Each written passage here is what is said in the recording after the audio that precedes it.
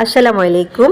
Class 7-এর সুপ্রিয় শিক্ষার্থীবৃন্দ, learning with a প্রিয়ার আজকের আয়োজনে তোমাদের সবাইকে স্বাগত জানাচ্ছি।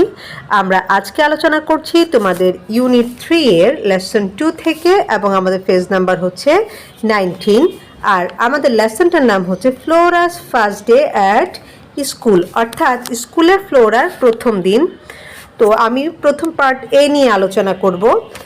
এখানে ইনস্ট্রাকশনে বলছে talk about the picture and read the story, অর্থাৎ এখানে যে ছবিটা দেওয়া আছে এই ছবিটা সম্পর্কে বলো এবং গল্পটা পড়ো। অর্থাৎ নিচে আমরা এই ছবি সম্পর্কিত একটা গল্প দেখতে পাবো, সেই গল্পটা আগে পড়ে নিব। তো চলো শুরু করি। এখানে বলছে নেক্সট উইক, অর্থাৎ পরের সপ্তাহে, Farabi comes to visit Flora in her house. Farabi ফ্লোরার বাড়িতে তাকে দেখতে এলো। They are having a chat. Chat মানে হচ্ছে এখানে গল্প করা, তারা গল্প করছিল। Can you remember you first day at school Flora? Farabi ask মানে হচ্ছে জিজ্ঞেস করা, অর্থাৎ ফারাবি ফ্লোরাকে জিজ্ঞেস করছে যে তোমার কি স্কুলের প্রথম দিনটার কথা মনে পড়ে? তো তখন ফ্লোরা বলছে দেখো, ও ইয়েস আই ক্যান। ফ্লোরা সেস, হ্যাঁ। তখন ফ্লোরা আনসার দিল বা বলল যে হ্যাঁ আমার মনে পড়ে বা আমি এটা এখনো স্মরণ করতে পারি। I can recall exactly what happened.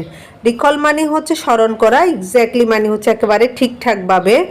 তাহলে দেখো বলছে যে মানে কি কি ঘটেছিল সেটা আমি একদম ঠিকঠাকভাবে এখনো মনে করতে পারি। Would you like to hear it? তুমি কি এটা শুনতে চাও? এবার ও বলছে I would love to says Farabi. Farabi বলল যে হ্যাঁ আমি শুনতে চাই বা আমার শুনলে ভালো লাগবে। প্লিজ টেল মি, আমাকে বলো। এরপর বলছে ওকে সেস ফ্লোরা, মানে ফ্লোরা বলল ঠিক আছে। ইট ওয়াজ 2006, এটা ছিল 2006 সাল। I was then 6 years old, তখন আমার বয়স ছিল 6 বছর।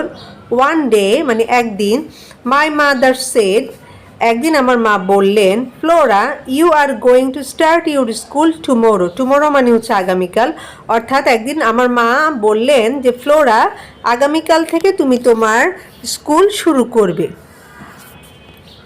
আই ওয়াজ এক্সাইটেড, আমি কি ছিলাম? খুবই উত্তেজিত ছিলাম। I could not think of anything else. Anything else মানে হচ্ছে আর অন্য কিছু, মানে আমি আর অন্য কোনো কিছু চিন্তা করতে পারলাম না। I was always thinking about the school, the teachers and the students of our school. আমি কি করলাম? আমার স্কুল, তারপর আমার শিক্ষকদের সম্পর্কে এবং সেখানকার ছাত্রছাত্রীদের সম্পর্কে চিন্তা করতে লাগলাম।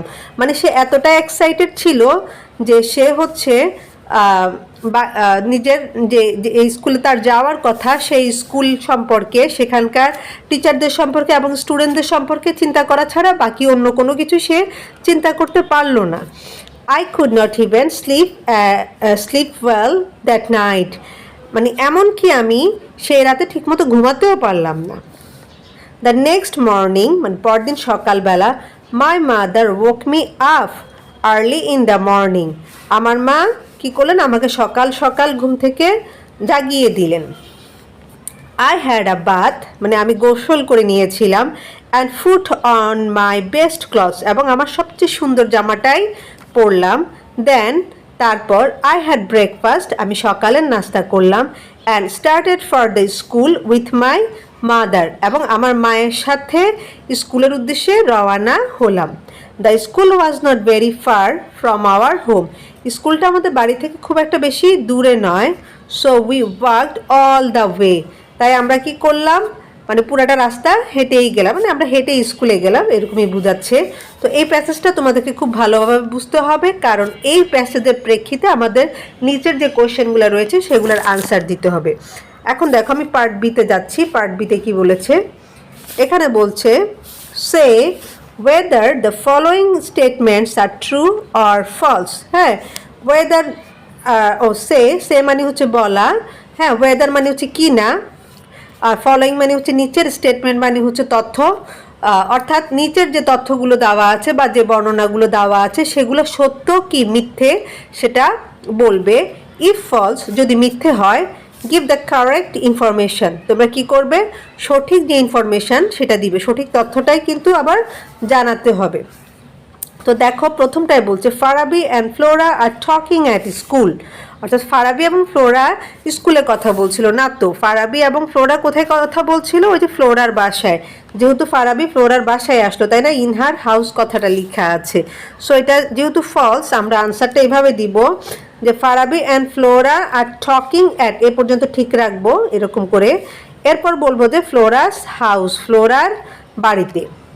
তাহলে তোমার আনসারটা দাঁড়াচ্ছে এরকম, কারেক্ট আনসারটা যে Farabi and Flora are talking at Flora's house, অর্থাৎ ফারাবি এবং ফ্লোরা ফ্লোরার বাড়িতেই কথা বলছিল। এরপর 2 নম্বরটায় দেখো, 2 নম্বরে বলছে Flora are talking about her school.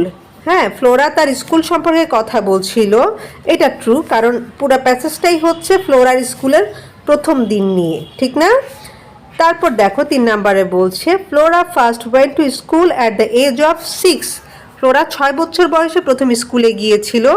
হ্যাঁ, সেটাও ট্রু, কারণ আমরা এখানে দেখেছি তাই না, এই যে দেখো I was then 6 years old, তখন আমার বয়স ছিল 6 বছর। একেবারে লাস্ট ওয়ান যেটা, সেটা হচ্ছে ফ্লোরা ওয়াক টু স্কুল। হ্যাঁ, ফ্লোরা হচ্ছে কি করলো, স্কুলে পায়ে হেঁটে গেল, তাহলে সেটাও ট্রু, যেহেতু স্কুলটা বেশি দূরে ছিল না। হ্যাঁ, ও তো বলেছে যে স্কুলটা আমার বাড়ি থেকে বেশি দূরে ছিল না, so we worked all the way, তাই আমরা কি করলাম, সারাটা পথ পায়ে হেঁটে গেলাম। তো এখন তোমাদেরকে একটা কথা বলি, সেটা হচ্ছে যেহেতু তোমাদের হাতে মোবাইল, ল্যাপটপ, কম্পিউটার এগুলো খুবই অ্যাভেলেবেল এবং ইউটিউব চ্যানেলও অ্যাভেলেবেল, তো সো আমি তোমাদের কাছে টিচার হিসাবে তোমাদেরকে একটা কথা বলতে চাই, আমার চ্যানেল দেখো আর যেটাই দেখো, কারোরটা হচ্ছে তোমরা চট করে কপি করবা না দয়া করে, তাহলে তোমরা কিন্তু কিছুই শিখতে পারবা না। আগে যে কোনো টপিক একটু নিজে বোঝার চেষ্টা করবে, যদি না পারো তখন হচ্ছে কোনো টিচারের বা কোনো চ্যানেলের হেল্প নিবে। যেমন ধরো আমি তোমাদেরকে এখানে আনসারটা বলে দিলাম, হ্যাঁ তোমরা কিন্তু আমার হয়তো বা টেক্সটটা ভালো করে শুনলে না, শুধু আনসারটাই লিখে নিলা, তাহলে কিন্তু তোমাদের শেখাটা হবে না। আমাদের প্রথমে এই যে ধরো এই টেক্সটটা, এটা খুব ভালোভাবে রিডিংটা পড়ে বুঝতে হবে। আর তো তুমি যদি নিজে রিডিংটা পড়ে বুঝতে পারো, অথবা অন্য কারো সাহায্য নিয়ে তুমি যদি রিডিংটা বুঝতে পারো ঠিকভাবে, তো এর পরবর্তী আনসারগুলো করা তোমার জন্য সহজ হয়ে যাবে। হ্যাঁ, আমরা মুখস্থ করব না জিনিসগুলা, অথবা অন্যকে কপি করব না। আমরা যেটা করব, আমরা আমাদের ব্রেনটাকে কাজে লাগাবো, হ্যাঁ নিজে একটু বোঝার চেষ্টা করব। আমি আমার প্রত্যেকটা ভিডিওতে চেষ্টা করি তোমাদেরকে একবার লাইন বাই লাইন বোঝানোর জন্য। আমি শর্টকাটে ভিডিও বানাতে পারি, কিন্তু সেটা আমি করি না, যাতে করে তোমরা একটু কিছু শিখতে পারো। তো আজকের ভিডিওটা আমি এখানেই শেষ করব। আর যাওয়ার আগে এই ভিডিও সম্পর্কে তোমাদের মতামত জানতে চাইবো, আজকের ভিডিওটা তোমাদের কেমন লেগেছে সেটা অবশ্যই কমেন্ট বক্সে জানাবে। আর ভিডিওটা যদি তোমাদের ভালো লেগে থাকে তাহলে ফ্রেন্ডদের সাথে শেয়ার করবে। আর যারা নতুন অবশ্যই চ্যানেলটাকে সাবস্ক্রাইব করে আমাকে সাপোর্ট করবে। ইনশাআল্লাহ আমি খুব শীঘ্রই পার্ট সি নিয়ে আলোচনা করব।